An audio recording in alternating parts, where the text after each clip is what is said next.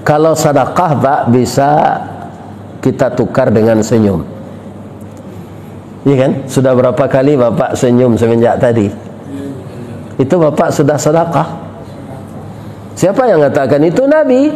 Tabassumuka fi wajhi akhika lakas sadaqah. Kalau engkau tersenyum melihat wajah saudaramu, itu sedekah. Jadi kalau kita pelit sedekah dengan uang, galak seberapa banyak.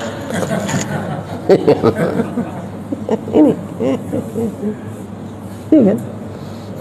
Jangan bermuka masam saja. Banyaklah kita ketawa, senyum, ya kan? Bukan terbahak-bahak senyum itu. Nah, kalau infak apa? Ya kan? Nah, ini kotak infak ini. Bapak masuk dari luar masjid itu masuk ke dalam. Lihat kotak infak ini, Bapak senyum. Tidak bisi dia. Harus dikeluarkan uang isi. Jangan senyum saja ke kotak itu. Itu. Ya. Tidak penuh-penuh dia.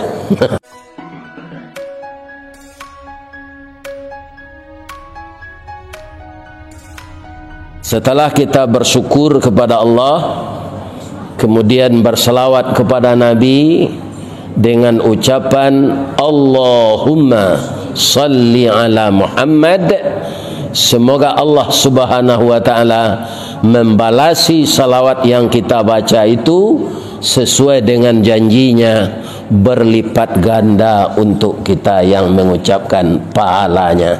Amin ya rabbal alamin.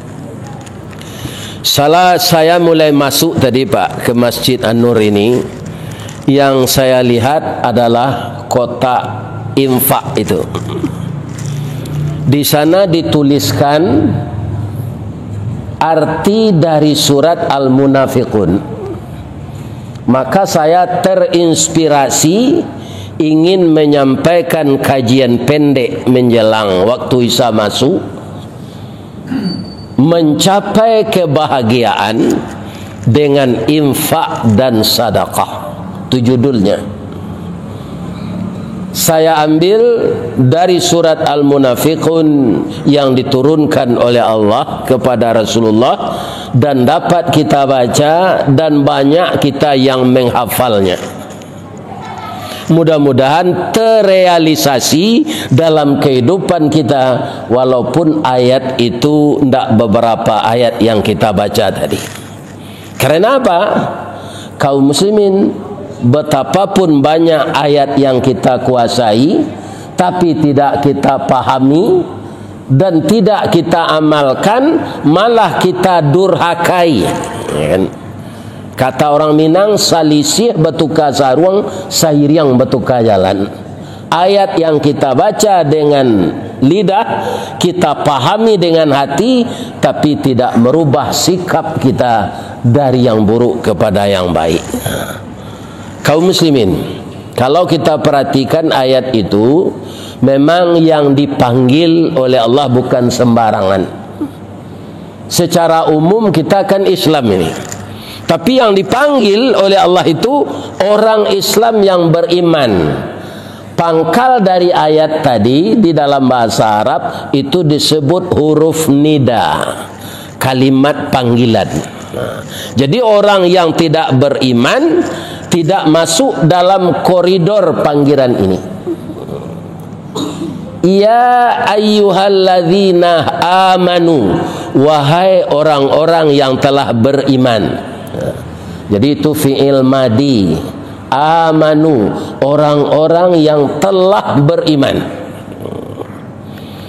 Apa bunyi panggilannya? Janganlah kamu dilalaikan mengingat Allah karena mengurus harta dan anak-anakmu. Jadi kita harus bisa, kaum muslimin, mencari bagaimana seimbang, bahwa dengan mengurus anak dan harta jangan sampai lupa mengingat Allah. Dinampaknya yang menjadikan manusia banyak lupa mengingat Allah itu karena harta dan anak. Orang Minang mengatakan anak itu adalah darah daging kita.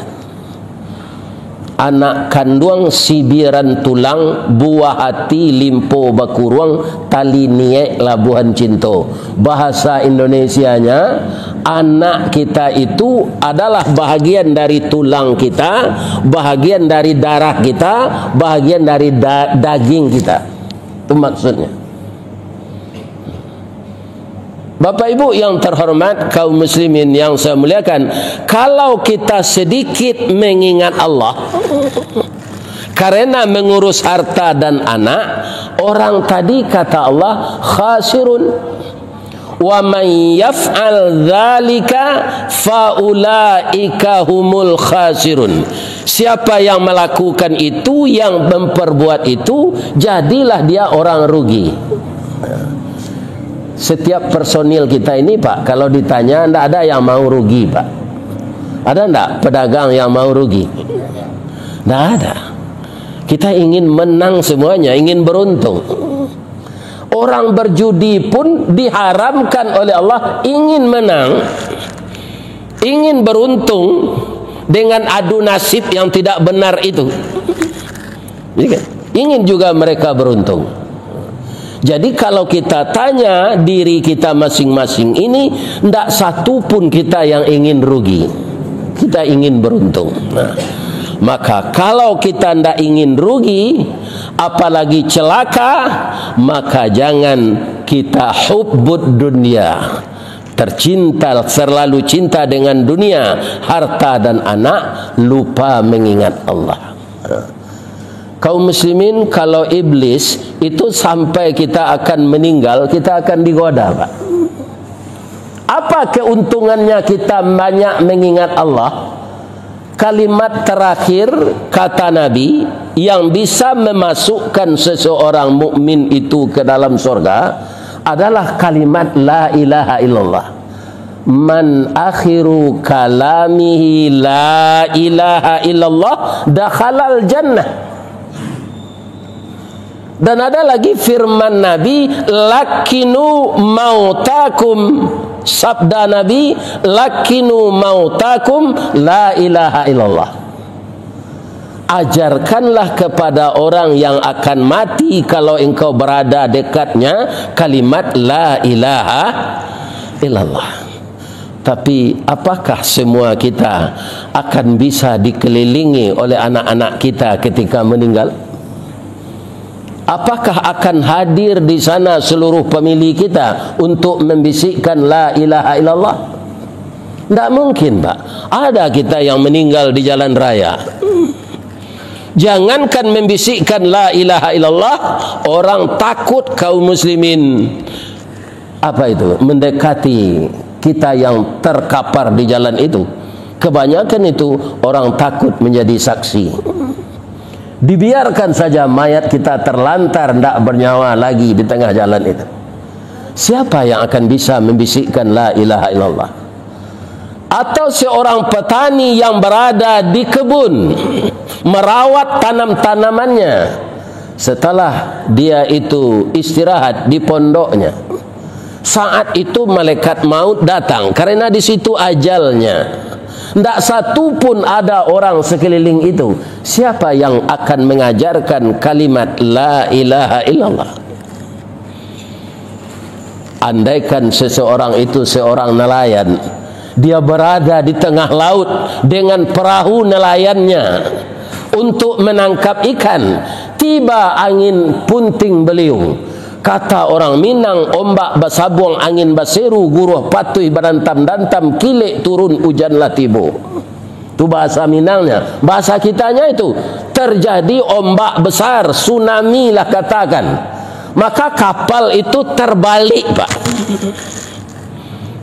Iya kan? Orangnya meninggal. Siapa yang membisikkan la ilaha illallah?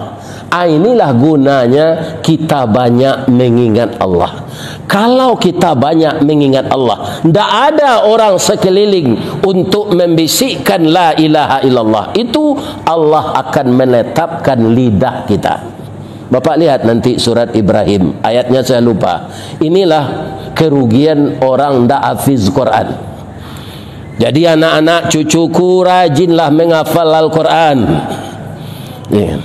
Kalau seorang mubalik hafal Al-Quran, ya kan, dan dia tahu letak-letaknya, alangkah bahagianya dia.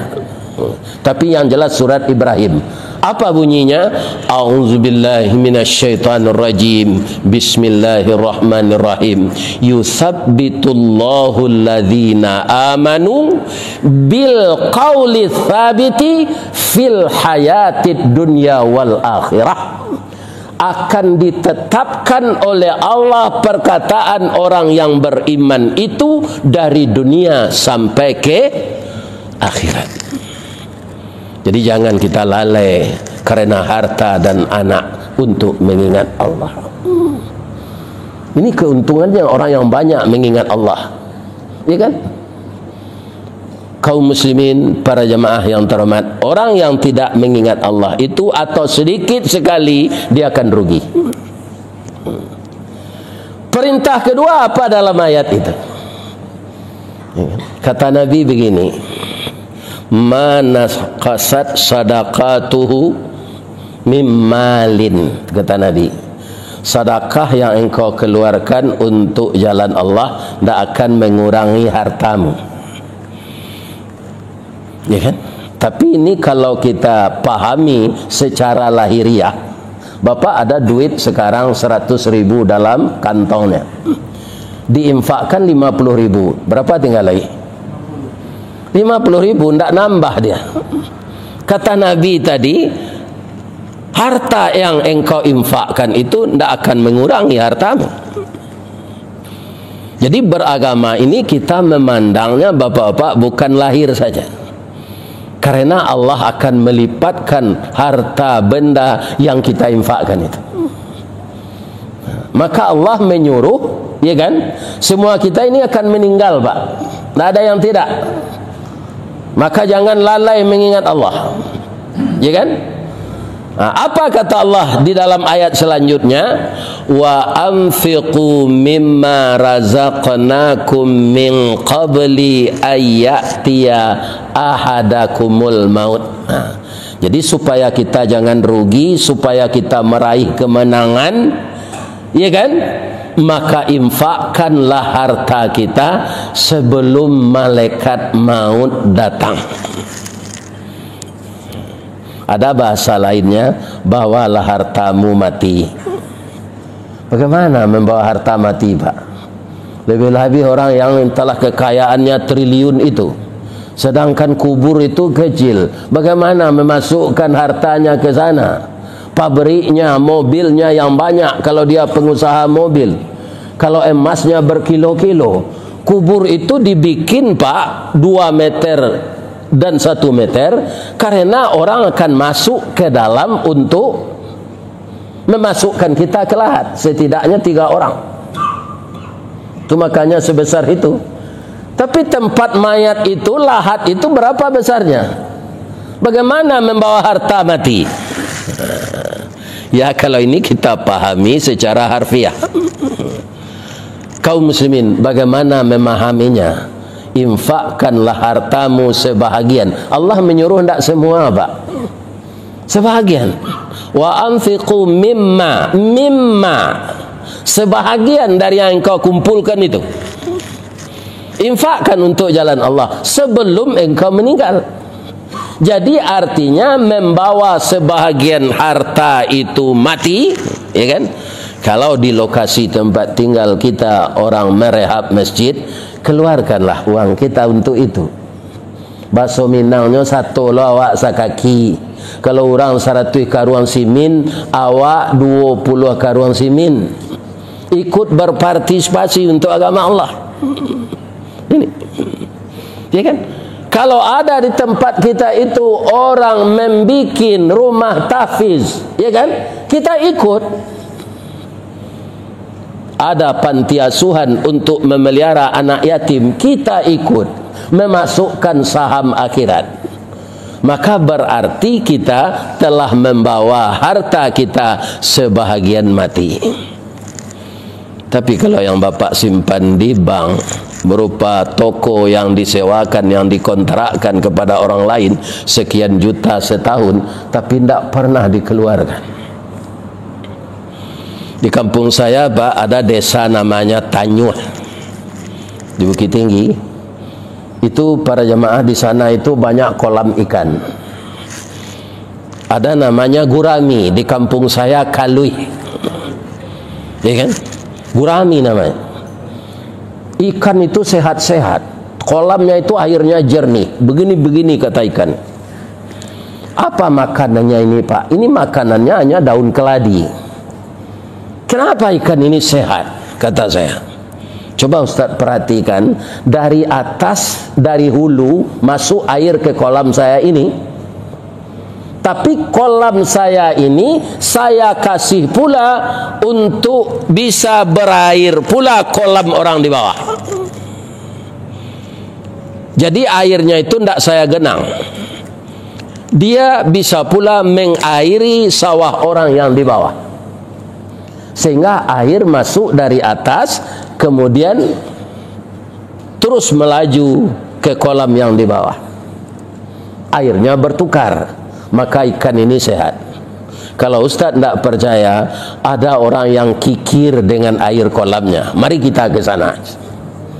Dibawanya saya ke kolam seseorang yang air selalu masuk dari atas, tetapi ya kan, pematangnya itu dipertinggi juga. Tak boleh air lepas ke bawah. Akhirnya apa? Kolam itu berlumut. Lumutnya itu busuk. Kita saja mencium busuk, Pak. Sehingga ikan yang di dalam itu tidak sehat lagi begini. Nanti akan mati semua ikan ini. Begitu juga harta, Pak. Kalau kita saja yang nyimpan, kalau tidak api datang, kalau tidak maling. Api lebih berbahaya dari maling. Ya kan? Ada kutu dinding namanya kepinding. Ya kan? Kemudian ada lagi namanya kecoa. Di kampung saya namanya lipih. Di Padang namanya kapuyu. Ya kan? Ini bapak-bapak kaum muslimin adalah serangga-serangga yang di rumah.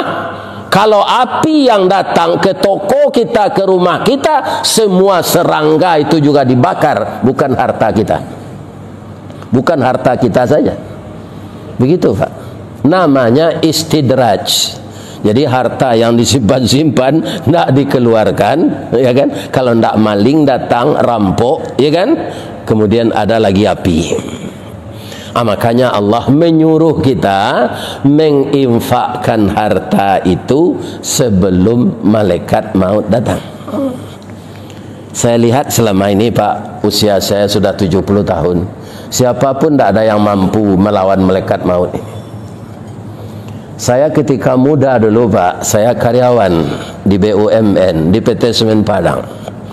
Yang menghabiskan uang saya ketika umur 20 tahun itu adalah nonton film. Dulu kan di bioskop, Pak, nggak ada TV, nggak ada. Kalau sekarang, ya di HP kita saja, film apa hendaknya. Karena saya itu sangat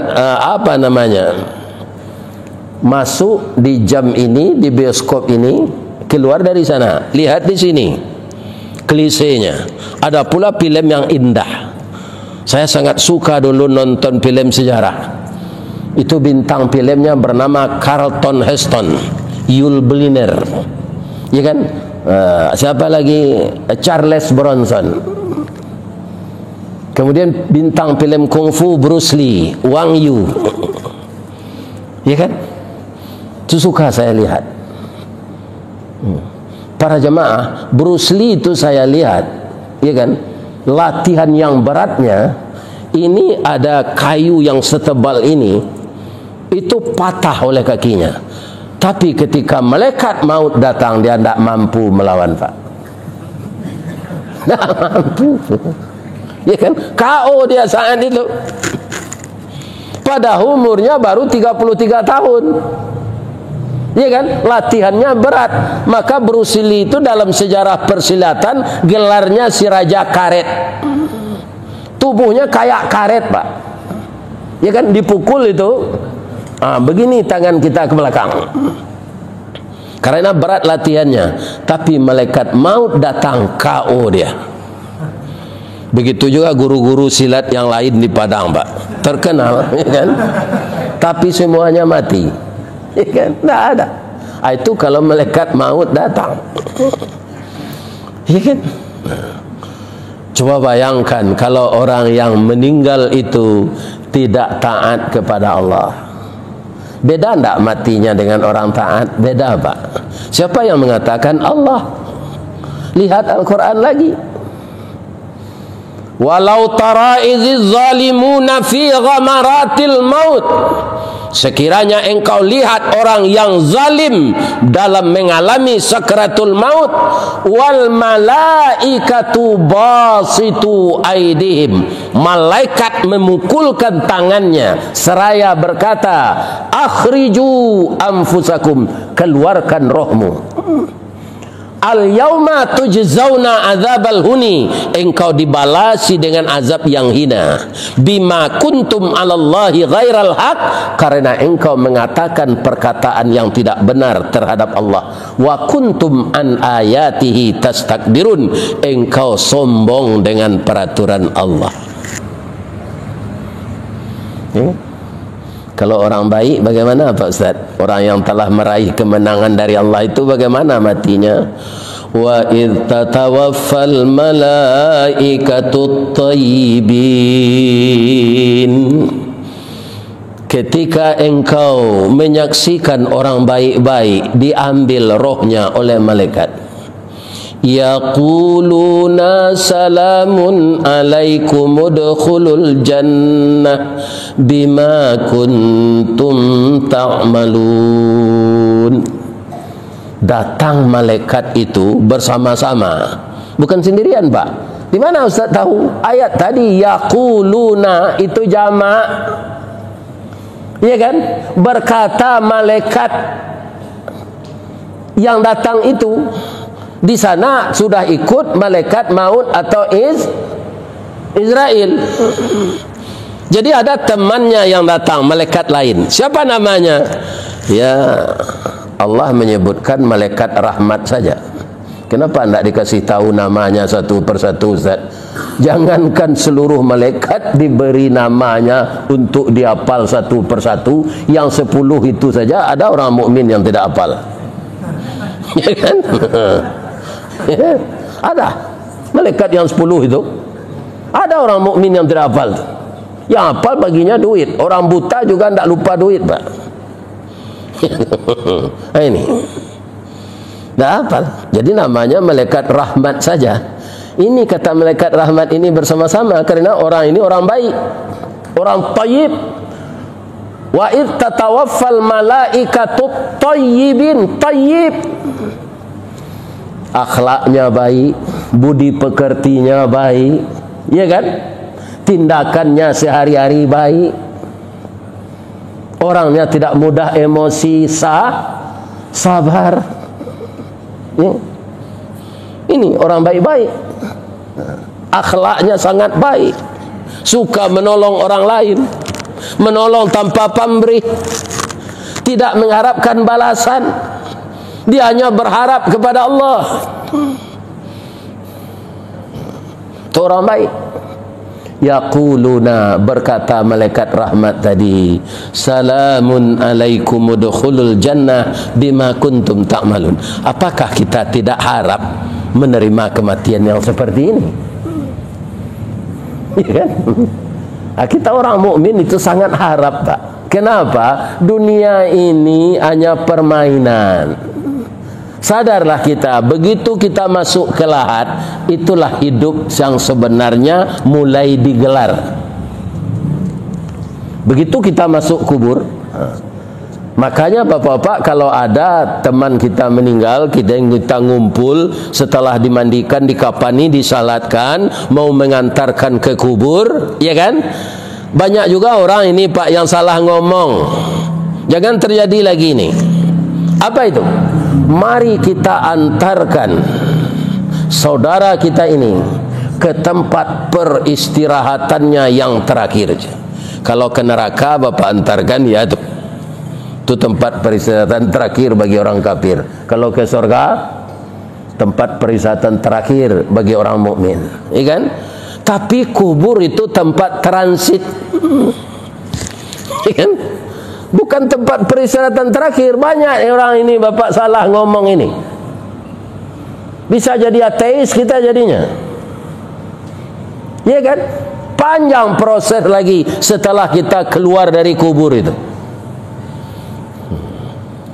Jadi kubur bukan tempat peristirahatan terakhir, tempat transit. Pak, kira-kira mana yang lama kita di dunia ini dan dibandingkan dalam kubur? Yang kita lihat yang berlalu aja, Pak. Kita tidak tahu juga kapan kita akan mati. Setelah kita mati, kapan hari kiamat, kita nggak tahu. Yang lalu aja. Tidak usah Nabi Adam, Nabi Muhammad saja. Sudah berapa jaraknya dengan kita? 1500. Usia beliau hanya 63. Sudah berapa lama dia dikubur? Hitunglah. Untung saja dia Nabi. Kalau preman itu Pak, marase nyokrati dek melekat. Melaki hari kiamat tuh. Sampai hari kiamat diazab dalam kubur itu.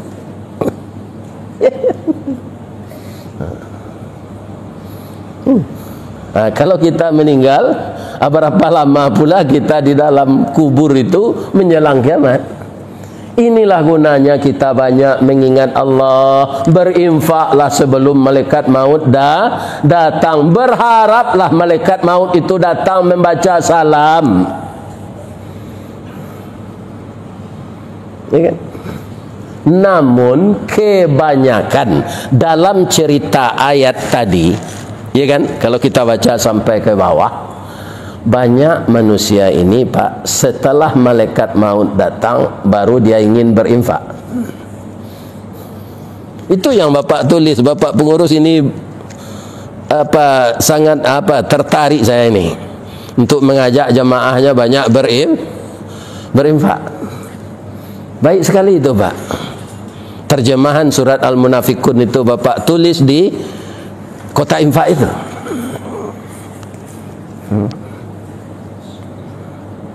Nah, kebanyakan orang tak begitu Pak. Begitu malaikat maut datang baru dia mohon.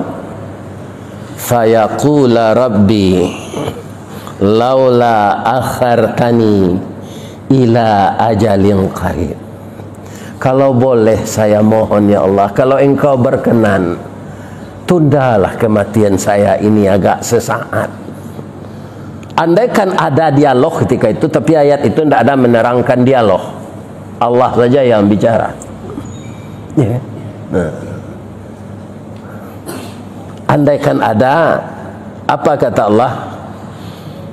Kalau ajalmu saya tunda, tidak jadi kamu mati sekarang, malaikat maut ini saya suruh kembali, kamu akan melakukan apa? Nah, dalam ayat itu diterangkan orang yang memohon kepada Allah, kalau Allah berkenan menunda kematiannya, katanya dia fa'as-saddaqa, maka seluruh hartanya Pak, bukan sebahagian yang disuruh Allah tadi, seluruhnya, seluruh hartanya akan dia empakkan, ya kan?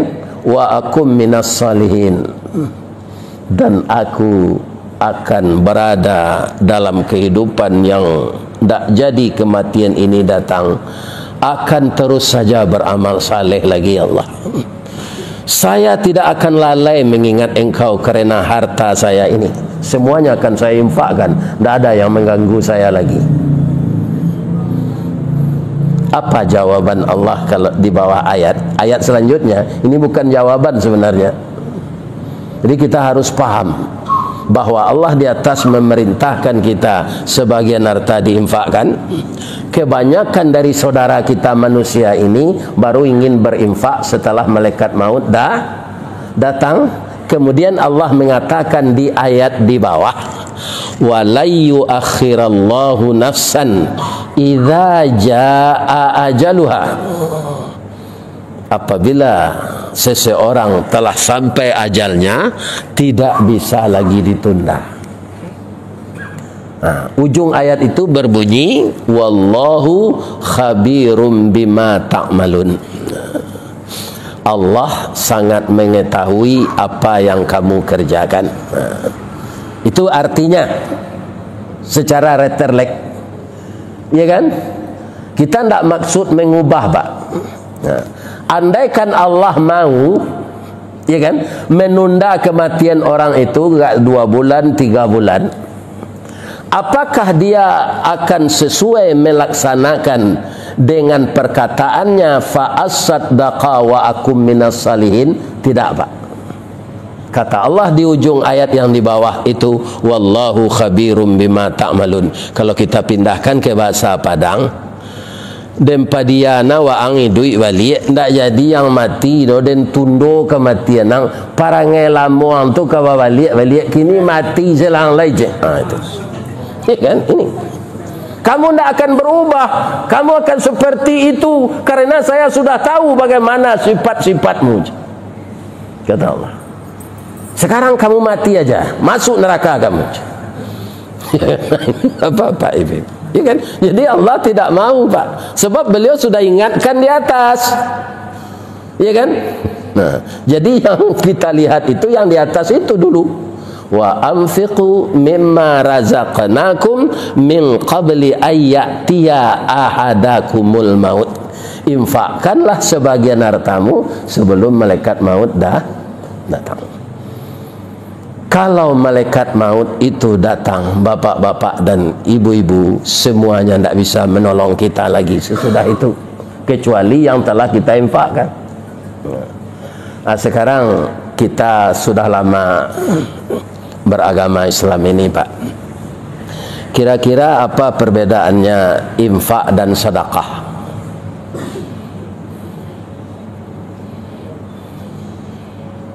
Apa perbedaannya, Ahmadi? Ahmadi ini membuat video saja.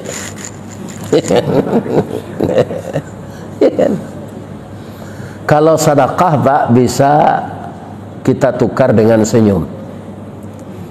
Iya kan? Sudah berapa kali Bapak senyum semenjak tadi? Itu Bapak sudah sedekah. Siapa yang mengatakan itu? Nabi. Tabassumuka fi wajhi akhika lakas sadaqah. Kalau engkau tersenyum melihat wajah saudaramu, itu sedekah. Jadi kalau kita pelit sedekah dengan uang galak seberapa banyak.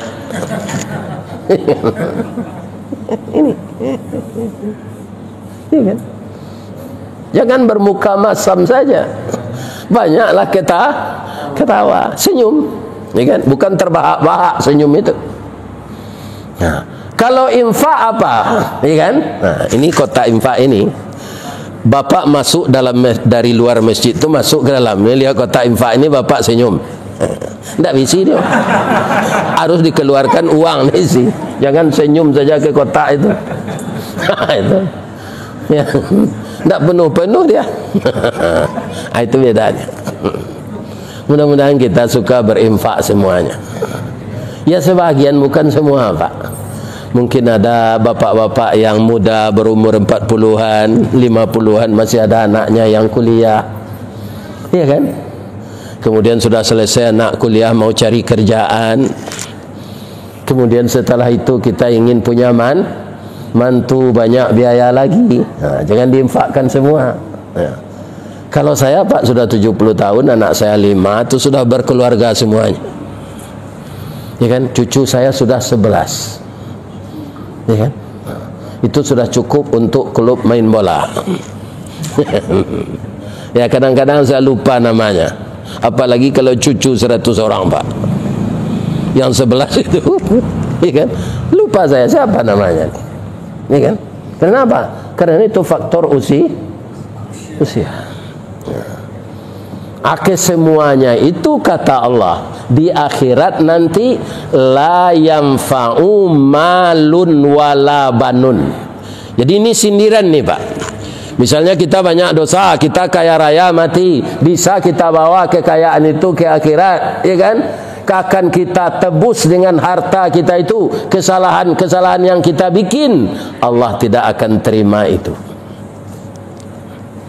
Ya kan? Jadi manusia ini sebenarnya makhluk aneh, Pak.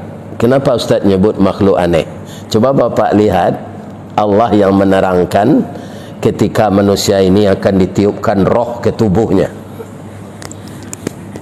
Biar Donald Trump, biar Joe Biden, biar siapa lagi yang sedang perang ini negaranya sekarang, Putin, biar siapa lagi, orang-orang yang engkarlah kepada Allah, ya kan? Tapi ketika roh akan ditiupkan ke tubuhnya, ya kan, seluruh manusia ini mengaku bertuhan kepada Allah, Pak.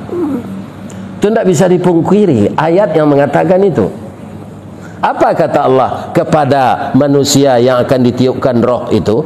Alastu bi rabbikum. Tidak ada orang yang tidak hafal ayat ini. Kalau tidak ada yang hafal itu orang malas sekali itu. Kan?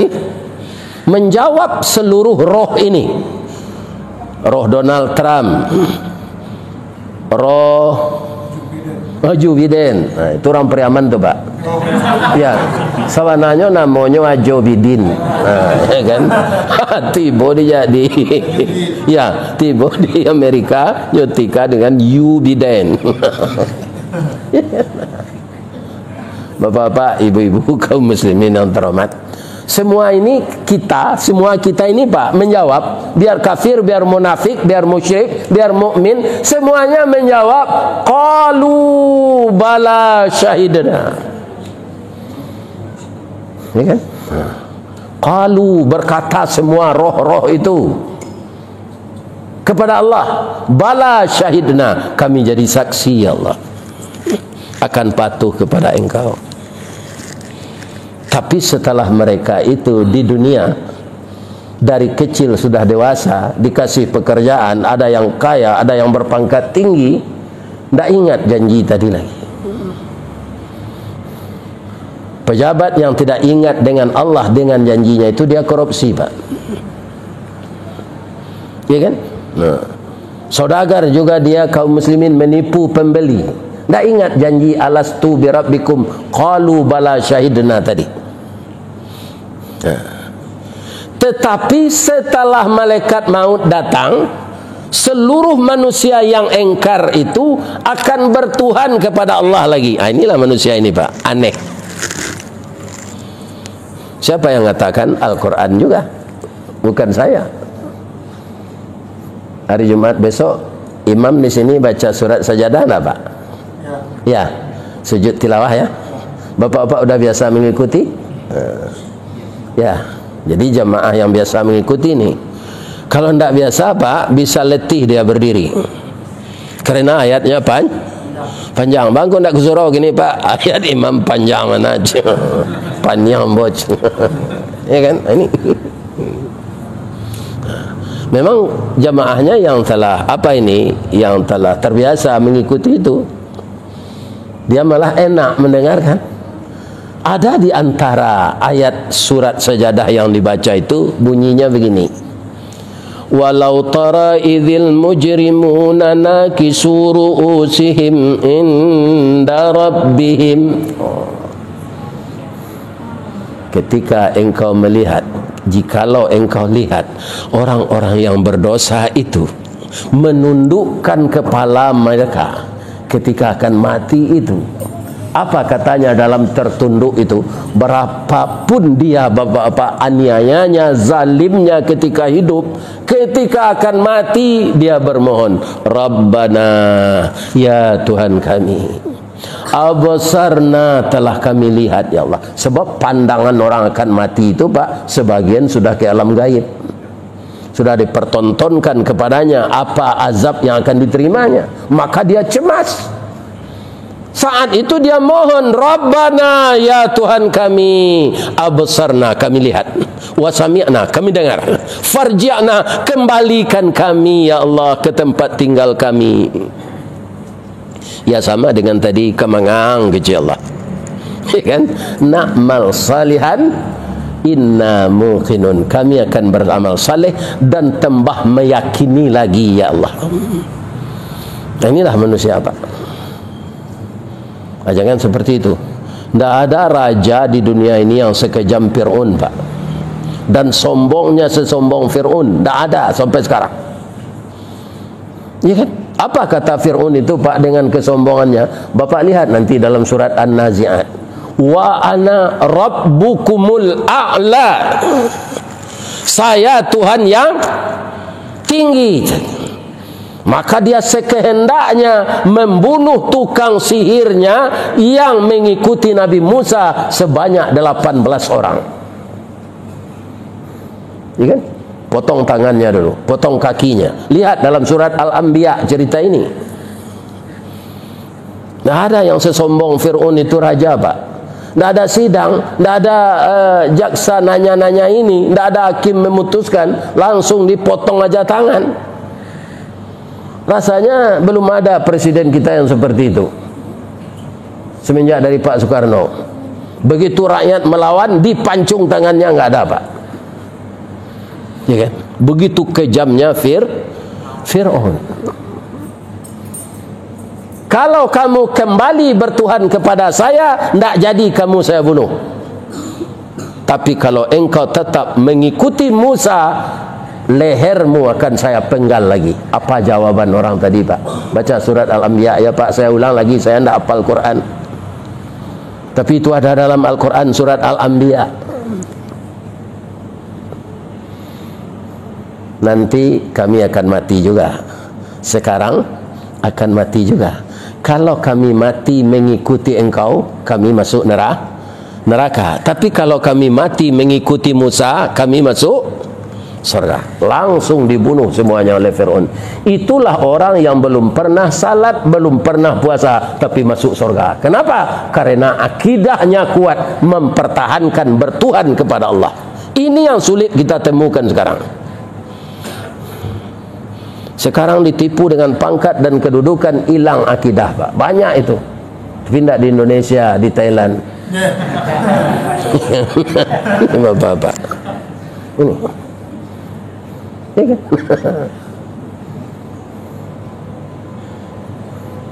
Bapak Ibu, rencana Fir'aun akan membunuh Musa. Disuruhlah Musa ini lari ke Palestina. Ya kan?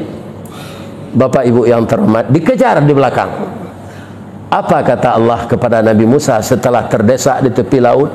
Fadrib lahum tariqan fil bahri yabasan la takhafu darakau wala takhsha. Pukulkanlah tongkatmu ke laut ini, akan saya bikin jalan untukmu. Jangan engkau cemas dan takut akan tersusul oleh Fir'aun. Saya menyangka tongkat Nabi Musa itu Pak bisa membuat jembatan seperti di Barelang ya. Ternyata bukan begitu. Begitu tongkat mencecah air, air itu bersibak Pak. Ditahan oleh Allah. Maka Nabi Musa lalu di dasar laut. Selesai Nabi Musa datang di sana, sudah di Palestina, Fir'aun menyusul. Masuk pula dia karena ada jalan. Faghasyahum minal yammi ma ghasyahum. Dipertemukan oleh Allah air itu kembali lebih besar dari ombak tsunami. Saat Nabi, saat Fir'aun, ya kan? Apa namanya itu? Di dalam air yang besar itu. Gitu. Apa namanya itu bahasanya itu? Ya, kalau bahasa Minang tagui-agui namanya. Ya kan? Apa katanya? Saya akan bertuhan kepada Tuhanmu. Apa begitu manusia ini Pak? Jangan kita seperti itu. Karena waktu Isya telah masuk. Kalau ada yang salah Pak, maafkan saya karena kita baru bertemu ya. Kalau ada karambie, ada ketapang. Kalau ada ambo dipanggil, insyaAllah ambo datang. Kok layalun mati, kan? Subhanaka Allahumma Rabbana wa bihamdika Allahumma ghfirli asyhadu an la ilaha illa anta astaghfiruka wa atubu ilaik. Banyak maaf. Assalamualaikum warahmatullahi wabarakatuh.